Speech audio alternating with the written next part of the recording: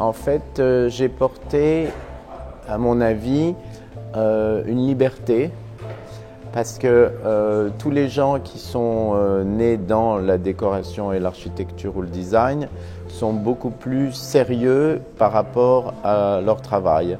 Moi, j'ai apporté de la mode, un humour et aussi une chose qui est très importante que les autres font moins facilement, c'est le mélange des couleurs.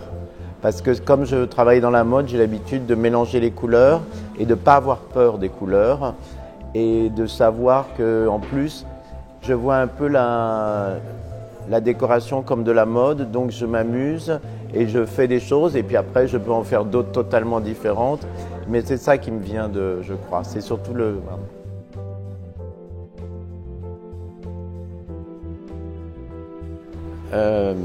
La plus importante de tous, ça a été Karl Lagerfeld, parce que c'est un homme très très cultivé et il a une manière de travailler très rapide. Il ne veut pas perdre de temps, il faut aller très très très vite parce qu'on n'a pas de temps.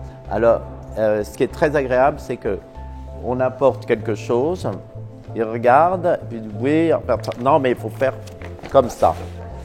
Et ça, c'est incroyable parce que ça vous met déjà dans un questionnement qu'on peut toujours trouver d'un défaut une nouvelle idée.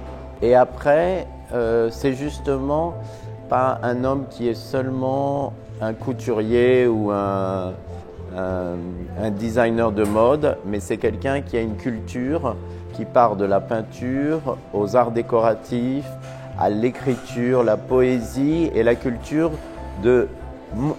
internationale. C'est là une tête extraordinaire et donc toute la journée il parle beaucoup et alors toute la journée on écoute ou des histoires de bal de l'aristocratie ou d'un peintre fou et tout va très très vite et il vous parle comme ça et c'est comme si on était dans un énorme livre et dans lequel on part dans tous les sens et on apprend beaucoup au fur et à mesure. Et c'est fait avec tellement d'humour qu'on le prend tout de suite, c'est pas sérieux et c'est ça qui fait que c'est génial. Karl, on pourrait en parler pendant des heures, mais il faut parler d'autres gens, non? Je crois que après, j'ai commencé tout jeune chez Yves Saint Laurent et c'était le maître des couleurs et de toutes les influences ethniques et c'est ça c'est le voilà. Karl est un visionnaire un peu Warhol. Karl est comme Warhol dans la mode, il invente, il fait, tandis qu'Yves Saint Laurent est le couturier classique dans la vieille histoire de la couture française et les deux opposés font que moi j'ai trouvé et la mode permet de jamais s'arrêter, on ne doit jamais s'arrêter et donc c'est peut-être ça aussi. Je sais que moi en ce moment je suis en train de refaire quelque chose de différent et je sais que j'en ferai plein de choses différentes, je ne suis pas bloqué dans un style.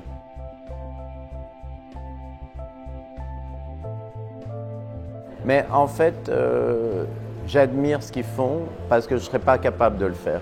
Ils aiment ce que je fais parce que c'est le contraire de ce qu'ils font. C'est ça qui est bien dans le design et dans l'architecture et qui n'est pas, je crois, dans la mode. C'est qu'en fait, les contraires s'admirent et aiment le travail de l'autre. Il y a une vraie complicité et une vraie cohérence de se dire « waouh !» Parce que Joseph Durand, il a vu, j'ai fait un meuble qui était comme une langouste, un homard géant.